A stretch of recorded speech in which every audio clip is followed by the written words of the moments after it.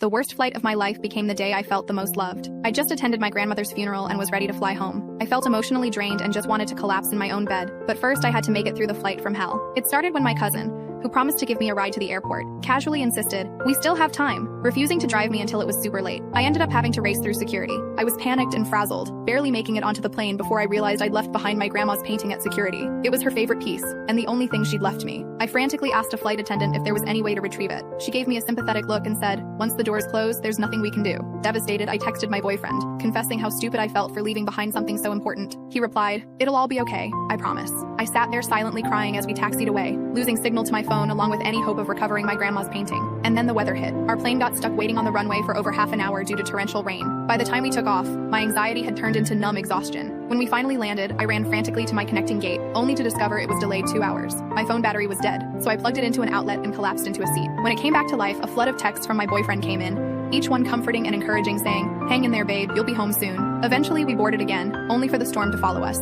We spent another painful half hour on the runway, trapped by weather. When we finally took off, it was 5 straight hours of turbulence, keeping me awake, tense, and nauseous. By the time we landed, I was exhausted, desperate to finally see my boyfriend. Instead, my phone lit up again, this time with devastating news. Apparently, all buses were canceled for 4 hours due to protests, and an Uber home was over $100. Exhausted and miserable, I sank into a chair at baggage claim, prepared for yet another long wait. But moments later, through my tears, I saw my boyfriend, soaked from head to toe, smiling like a fool. Turns out he'd caught the very last bus to the airport just so he could be with me. He handed me an umbrella, grabbed my bags, and said there was a bus still running 2 miles away. On our walk through the pouring rain, he told me how he'd spent hours calling airport security, and even hired a third-party recovery service to locate my grandma's painting. He reassured me, saying, "Once they find it, they'll ship it right to us." At that moment, trudging through the rain with him holding my hand and carrying my heavy luggage, I'd never felt so loved. Despite being soaked, exhausted, and still grieving, all I felt was overwhelming gratitude and joy to be by his side, sharing stories from my trip, knowing I had someone willing to go through hell just to make me feel better. When we finally made it home, he ran me a warm bath and made my favorite soup,